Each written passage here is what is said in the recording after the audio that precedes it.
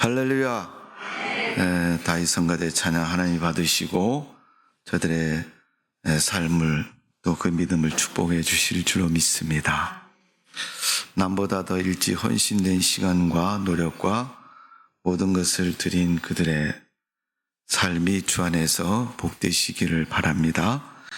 자, 우리 어제 저녁에 많이 보셨죠? 하늘에 둥그런 거 많이 보셨으니까 오늘은 머릿속에 우리 하트를 한번 크게 그리고 때가 추석인 까닭에 하트를 그리고 하나님 사랑합니다. 예일교회 사랑합니다. 시작. 하나님 사랑 예일교회 사랑. 어떤 사람은 보름달에 찌그러진 달이 벌써 됐습니다. 그러지 마시고 잘하시고 다 목사님 사랑합니다. 성도님 집사님 권사님 사랑합니다. 시작. 목사님 사랑 권사님 사랑합니다. 집사님 사랑. 할렐루야. 여러분에게 하나님의 큰 은혜가 늘 충만하시기를 바랍니다. 오늘 시편 25편의 말씀 다윗의 시다 이렇게 기록되어 있습니다. 다윗의 믿음을 통해서 하나님이 우리 가운데 함께 계시고 우리를 축복하시는 성도의 삶이 된 줄로 믿습니다. 추석 명절이라 하지만 그 가운데서도 하나님과 함께하고 동행하는 여러분의 삶이 되시기를 바랍니다. 하나님은 어느 곳에 있다고 우리가 들었고 무엇을 해도 하나님이 함께 하신다는 것을 성경은 가르치고 우리는 살면서 알고 있습니다. 그러니까 여러분 가끔 저도 이렇게 길거리를 가다 보면 프랜카드가 붙어 있는 거 봅니다. 뭐라고 쓰여져 있냐면 몰래 버린 쓰레기 양심을 버렸다 이렇게 쓰여져 있어요. 몰래 버린 쓰레기 양심을 버렸대요, 여러분. 그러니까 여러분 몰래 버렸으면 누가 받겠어요, 못 받겠어요? 못 받을 겁니다. 그냥 버려도 누가 못 보겠지 하고 버렸을 거예요. 그런데 마치 본 것처럼 너 양심 버렸잖아 이렇게 말하는 것처럼 걸어놨습니다. 얼마나 사람들이 그렇게 많이 버렸으면 그런 문구를 써놨겠습니까? 실질적으로 우리가 물어보면 누가 보면 조심하는 것이고 안 보면은 하고 싶은 대로 하는 것이 우리 인간의 모습이고 우리의 모습일 때가 많습니다.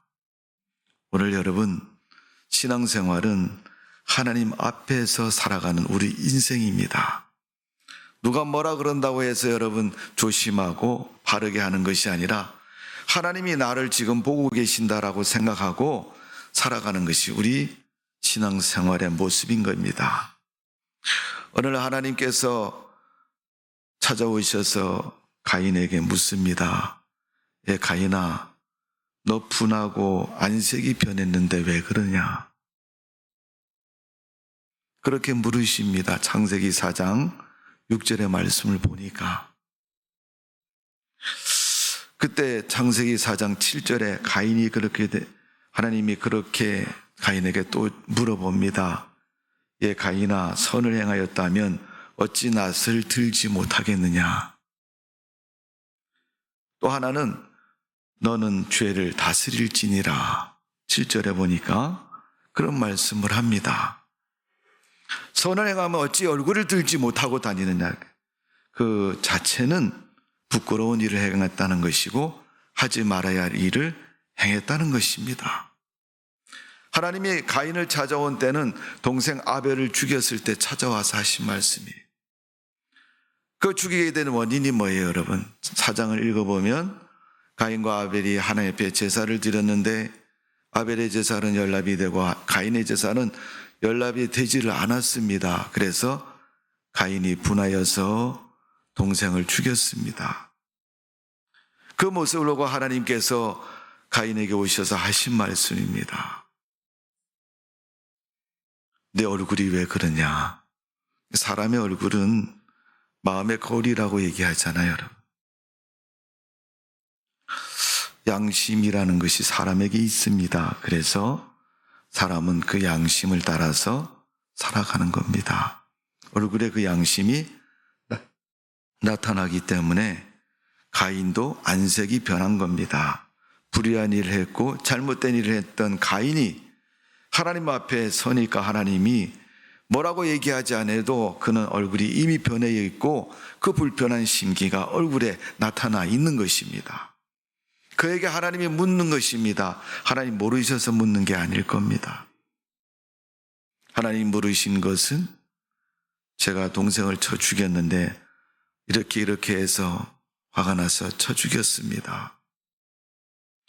잘못한 것 같은데 하나님 어떻게 해야 됩니까? 라고 고백이라도 했으면 하나님이 그 아벨을 살려주시며 다시는 그런 짓 하지 말아라.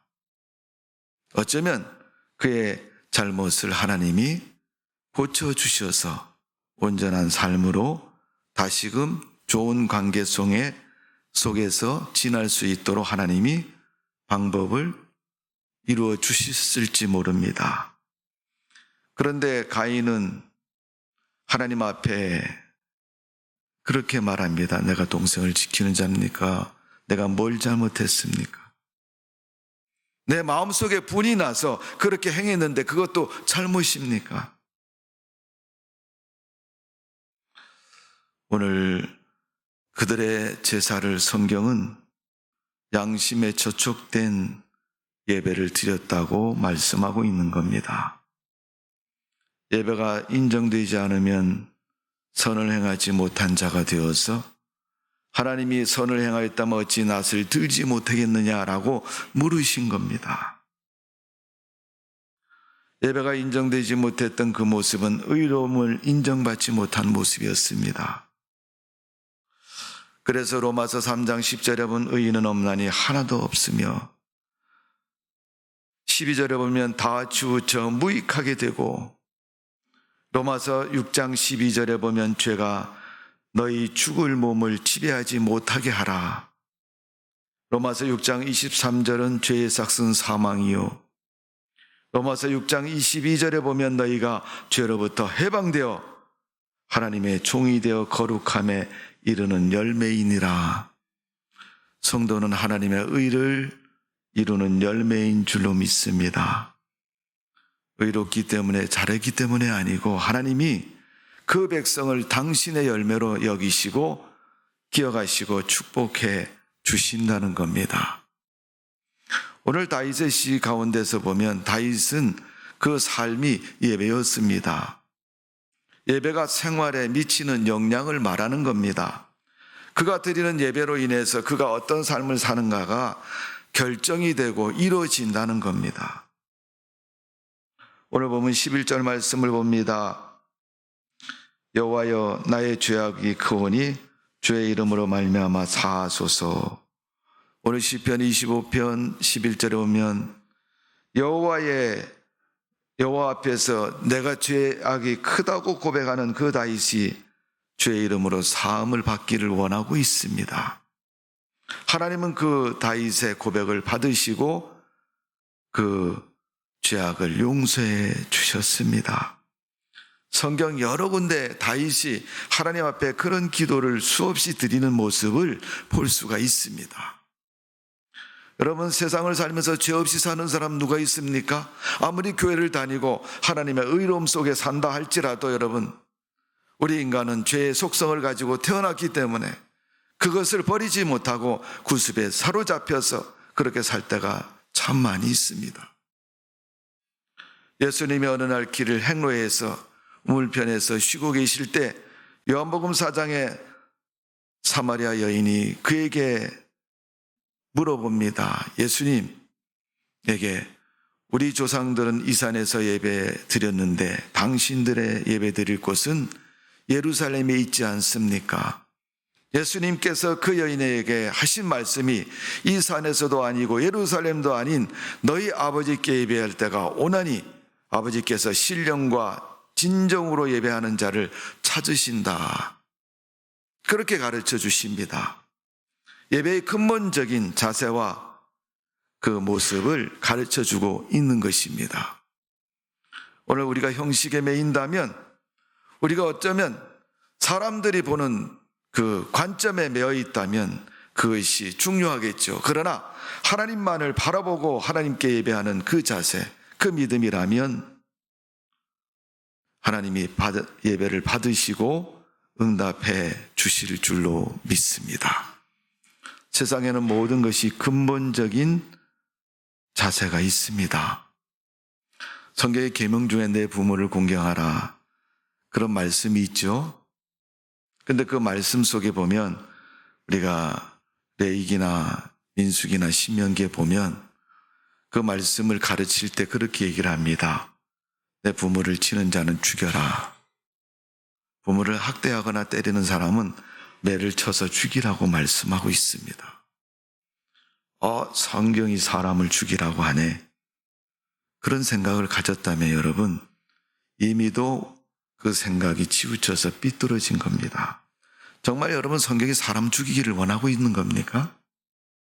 그만큼 사람의 목숨에 대해서, 잘못된 죄악에 대해서 경계하고 범하지 말라는 거예요.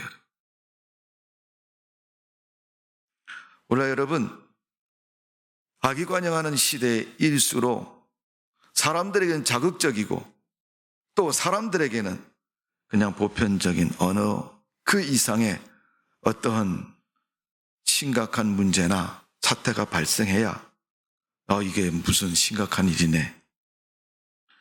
여러분, 태풍이 온다. 여러분 요즘 뉴스에 태풍이 지나갔지 않습니까, 우리나라? 그때 사람들은 그 태풍이 지금까지 지나갔던 태풍보다 역대적으로 가장 크고 강력한 태풍이다. 여러분 태풍 보셨습니까? 여러분 집 앞에 지나가지 않아서 못 보셨을 거예요. 대부분 서울에 사는 분들은 태풍에 대해서 실감 못했을 겁니다. 그러나 태풍이 지나간 자리를 영상을 찍어서 방송국에서 뉴스를 통해서 발표하니까 그제서야 태풍의 위력을 실감한 거죠. 어쩌면 여러분 울산에서 그 지하 주차장에서 죽은 사람들의 가족들은 그 문제에 대해서 가장 심각하고 가장 현실적인 느낌을 갖게 됐을 겁니다. 태풍으로 인해서 죽었기 때문에, 가족이 죽었기 때문에. 오늘 여러분, 사람들의 삶의 모습을 보면 그런 것이죠. 그러나 하나님께서는 오늘 다윗의 시를 통해서 우리에게 말씀하는 것이 믿음이라는 거. 너 살아가는 동안 믿음 지키지 않으면 그 믿음 아니야. 내가 살아가는 동안 입으로 하나님 찾고 부르고 하나님 앞에 기도하고 했다고 하지만은 그거 잘했다고 사람들이 보내는 박수를 가지고 야, 내가 정말 잘하는구나. 그거 아니라는 것입니다. 오늘 다윗이 7절에 그렇게 고백합니다. 여호와여, 내 젊은 시절의 죄와 허물을 기억하지 마시고 주의 인자하심을 따라 주께서 나를 기억하시되 주의 선하심으로 하옵소서. 하나님의 선한 모습으로 나를 좀 용서해 주시고 나에게 관용을 베풀어 달라. 이걸 하면 하나님의 심판이 있고 하나님의 징계가 있을 것이라는 것은 하나님 말씀도 알고 하나님도 믿고 따르는 다윗이 영적인 면에서 육적인 면에서 모르겠습니까? 알면서도 범하였다는 겁니다. 그러기에 뒤돌아서서 하나님을 향해서 기도하는 거죠. 하나님, 용서해 주시면 안 되겠습니까? 지금이라도 용서해 주시면 안 되겠습니까? 다윗의 젊은 날 파란만장한 인생이었습니다. 가장 대표적인 이야기를 우리는 밧세바의 간음죄를 말하고 있습니다. 오늘 간음죄 이상으로 다윗이 살아온 삶의 모습을 보면 참 끔찍합니다. 왜? 다윗은 전쟁터에서 인생을 거의 다 보낸 사람이거든. 이 전쟁터는 여러분 항상 사람을 죽이는 일이 벌어지는 곳이 전쟁터 아닙니까? 그러니까 여러분 다윗이 그런 얘기를 하는 거예요. 하나님, 내가 사람을 수없이 많이 죽였는데 전쟁 때문에 죽였는데, 또 죽일 수밖에 없는 환경과 처지가 돼서 죽였는데, 그런 다 죄악을 어떻게 다 감당하고 그런 잘못된 삶을 어떻게 다 해야 됩니까? 우리는 주일마다 예배를 드리며 하나님 앞에 11시부터 1시간 예배 가운데 앉아 있습니다. 그러게 사람들은 어느 순간인가 어디 갔다 오니 예배 보러 갔다 온다. 예배를 드리는 것이 아니고 예배를 보러 갔다 온다는 말이 우리 자신도 모르게 우리들 가운데 어느 속에 자리 잡고 있는 걸 볼 수 있습니다. 예배는 구경하러 가는 것이 아니라 예배는 우리를 드리러 가는 겁니다. 모리아의 제단에서 아브라함이 아들 이삭을 잡아서 번제로 드리는 것처럼 내 자신이 주님 앞에 제물이 되어 드리는 것이 예배인 것입니다. 그런 예배가 되었을 때 내 삶이 바른 믿음의 삶이 된다는 것을 성경이 가르쳐주고 있는 것입니다. 이 산에서 하는 것이 맞냐, 저기서 하는 것이 맞냐, 어디 가니까 용엄한 그러한 산당이 있다더라, 그곳에 가서 드리자. 여러분, 솔로몬이 성전 짓기 전에 가장 보편적으로 많이 등장하는 산당은 기브온 산당입니다. 아마도 그것은 사람들에게 가장 사람이 많이 모이는 산당이었을 것도 되고, 또 그곳에서 기도했더니 잘 이루어졌다는 의미도 있을 겁니다. 지금도 가끔 여러분 보시잖아요. 조금 있으면 이제 그 모습이 보일 터인데, 경상도 대구에 사는 분들 보면 대구에 팔공산이라는 산이 있습니다. 거기 보니까 산꼭대기에 돌멩이로 만든 불상이 하나 있는데 사람들이 거기 가서 절을 하면서 우리 아들 이번에 꼭 대학 들어가게 해주세요. 우리 딸 꼭 시집가게 해주세요. 우리 아들 취직되게 해주세요. 자기의 소원을 두고 그곳에 가는, 밑에서부터 꼭대기까지 올라가는데 만만치 않은 거리고 또 쉬운 거리가 아닙니다. 그래도 그걸 소원을 빌면서 매일 올라가는, 매일, 하루에 한 번씩 매일 그 열심과 그 정성이 들으시고 응답해지기를 바라고 있다는 것이죠. 우리는 매주일마다 예배를 드립니다. 하나님 앞에 예배를 드리고 나올 때 우리가 어떤 믿음의 자세로, 어떤 모습으로 나와야 되는가를 제가 이 말씀을 드렸고, 우리가 그 마음을 가지고 나와야 됩니다. 이 사마리아 여인에게 예수님께서 신령과 진리로 예배하는 때가 온다. 근데 여러분, 사람이 거짓말을 안 할 때는 거짓말을 해도 소용이 없을 때 거짓말을 안 하죠. 완전히 코너에 몰려서 이제 더 이상 숨을 곳이 없을 때, 거짓말을 할 수 없을 때 거짓말을 안 하는 거죠.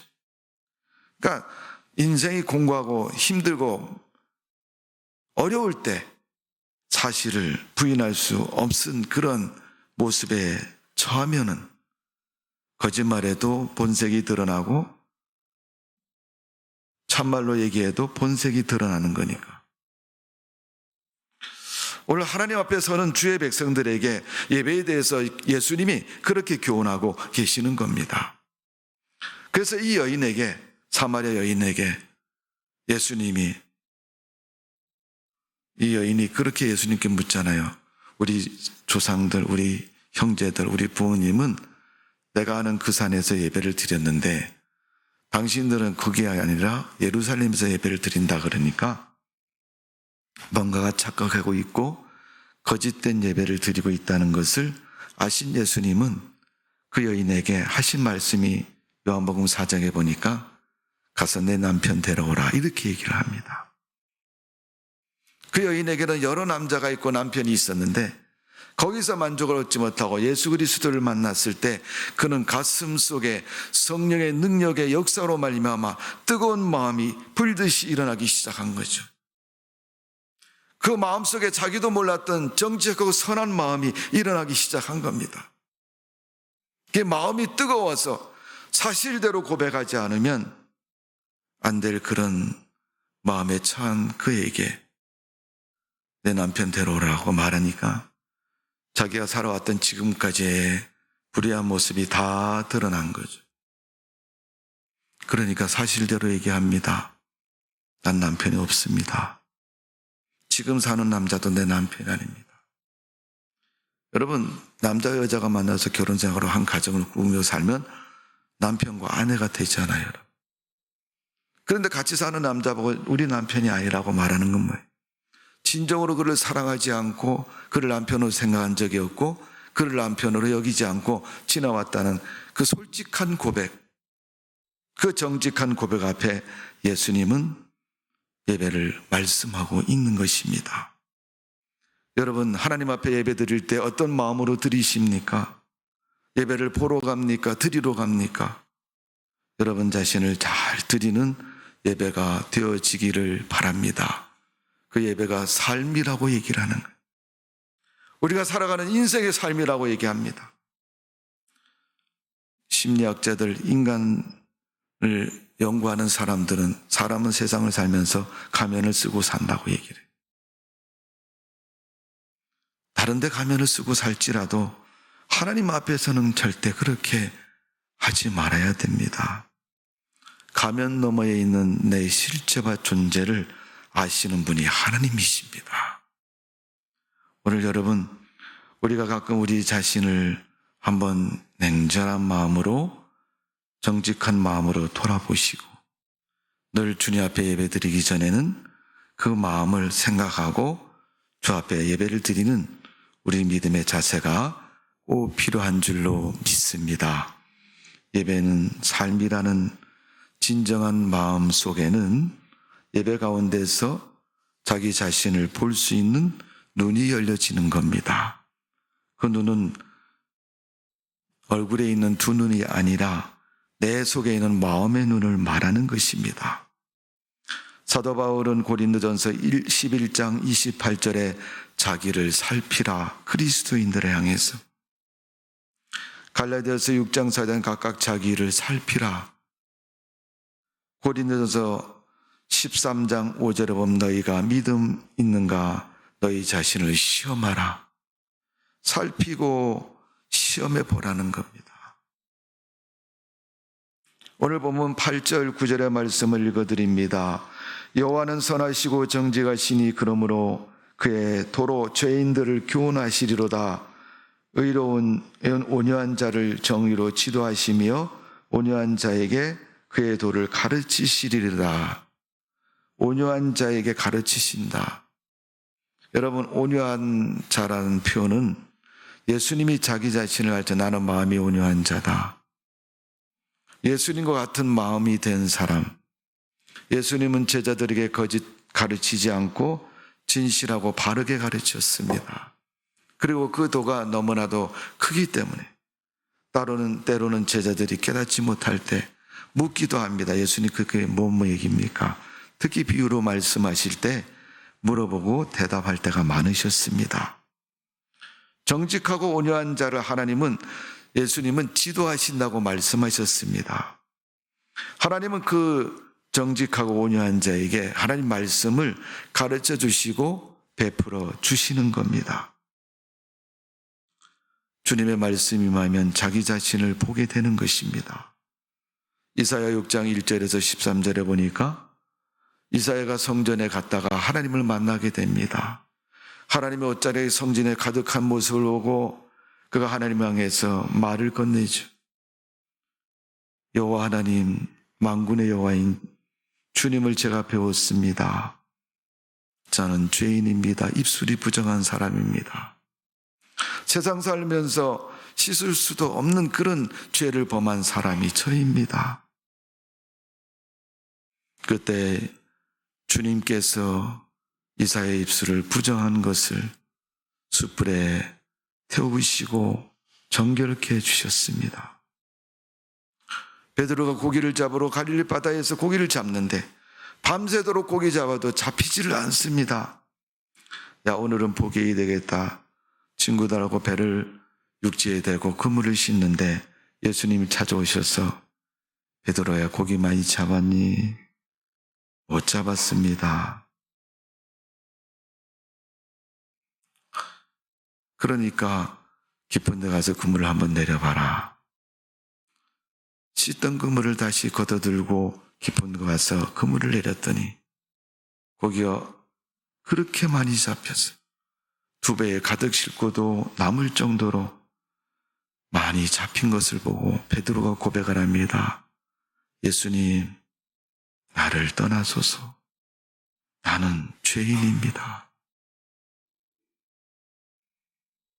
자신의 생각과 자신의 계획과 경험에 의해서 이곳에 그물을 내리면 고기가 많이 잡히는 그 때를 따라서, 그 시간을 따라서, 그 장소를 따라서 내렸지만은 거기는 아무것도 잡히지 않았습니다. 근데 예수님께서 갈아서 그물을 내리라고 한 장소를 가서 내렸는데, 여러분 밤새도록 갈릴리 바다를 헤매고 다녀서 그물을 한 번 내리고 말았겠습니까, 여러분?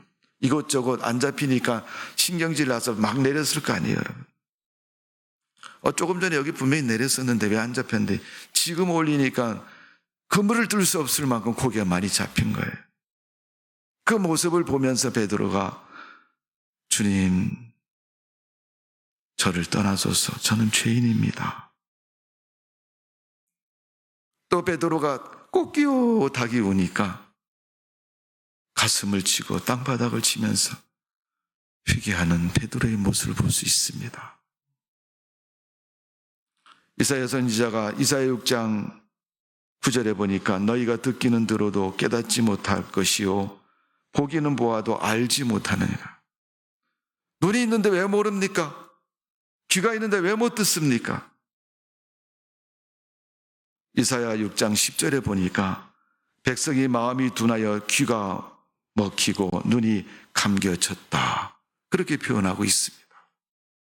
눈과 귀가 막힌 것은 마음이 둔하여졌기 때문에. 그러니까 여러분, 예언서의 마지막 부분 호세아서를 읽어보면 이스라엘 백성들에게 선지자 보내고 이적이 일어나고 전쟁이 일어나고 나라가 위기 속에 처하고 어려워지니까 그들이 아무리 해도 듣지 않으니까 호세아가 뭐라면 너희 묵은 땅을 기영해라. 마음의 밭을 갈아엎으라는 거죠. 사무엘상 7장에 보니까 다윗의 젊은 시절에 죄를 범했을 때 나단 선지자가 와서 7장 3절에 보니까 전심으로 여호와께 돌아오려거든 4절에 보니까 여호와만 섬겨야 된다고 말씀하고 있고 사무엘상 7장 10절에 보니까 사무엘이 여호와께 번제를 드리려 큰 무리를 블레셋에 어지럽게 하여 패하게 한지라. 그리고 에베네셀이다. 그렇게 성경이 표현하고 있습니다. 블레셋과의 전쟁이 일어났는데 지금 사무엘 선지자가 백성들을 미스바에 모는 것입니다. 그곳에 모아서 번제를 드리는 겁니다. 여러분, 전쟁이 났으면 총칼을 들고 나가서 싸워야 되지. 여러분, 모여서 기도하고 모여서 예배드리고 여러분 전쟁하고 무슨 상관이 있냐고 말할 것입니다. 그런데 사무엘이 그곳에 모여서 예배의 형식을 갖추어서 제물을 푸짐하게 올려놓고 드린 것이 아닙니다. 그곳에서 마음을 찢고 백성들이 회개를 했던 것입니다.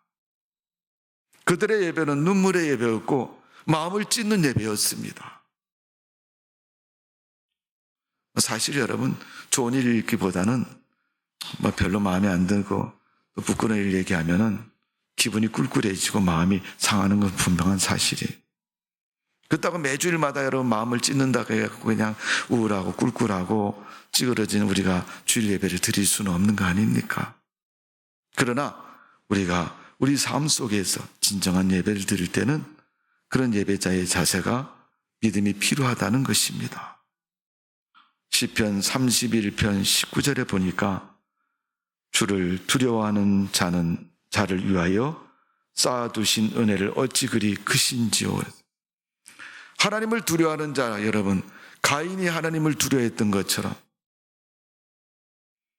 홍수가 나기 전에 홍수를 보면서 노아가 하나님을 두려워했던 것처럼 밤모섬에서 천국을 바라보면서 기쁨 속에 있는 사도 요한이 천사들이 나팔을 불고 하늘에서 불덩어리가 쏟아지는 그 환상을 보면서 두려움과 고통 속에 사로잡혀 있으면서 그에게 하나님이 은혜를 베풀고 긍휼을 베푸시는 것을 누리게 되었고 알게 되었으므로 그 하나님에 대한 은혜와 사랑을 더 깊이 경험한 것처럼 시편 103편 13절에 보면 여호와께서 자기를 경외하는 자를 불쌍히 여기신다. 그래도 그 가운데서도 하나님 앞에 예배를 드리고 하나님의 이름을 부르고 하나님을 찾는 그 백성들을 어떻게 해요? 하나님이 인정하시고 축복하신다는 겁니다. 누가복음 1장 50절에 보면 긍휼하심이 두려워하는 자에게 대대히 임하리로다. 그렇게 말씀한 것처럼 하나님을 찾고 하나님을 부르고 하나님께 경배하는 자, 아무리 사람들이 손가락질해도 하나님이 그를 세우셔서 머리가 되게 하시고 복된 인생이 되도록 축복해 주시는 줄로 믿습니다. 하나님 예배드리는 자에게 은혜를 주시며 그 기도를 들어 응답하시고 그가 믿음으로 살아가도록 하나님이 축복해 주시는 줄로 믿습니다. 다윗이 젊은 날에 범한 많은 죄악 때문에, 살인 때문에, 간음 때문에, 계명을 범한 그의 불신의 믿음 때문에 그가 하나님 앞에 무릎 꿇고 시편 25편에 나의 젊은 날, 철없던 그 시절, 하나님 앞에 말씀을 잘 모르고 믿음을 잘 지키지 못하던 그때 하나님이 나를 얼마나 긍휼을 베푸시고 얼마나 사랑했는가를 고백하고 있는 것입니다.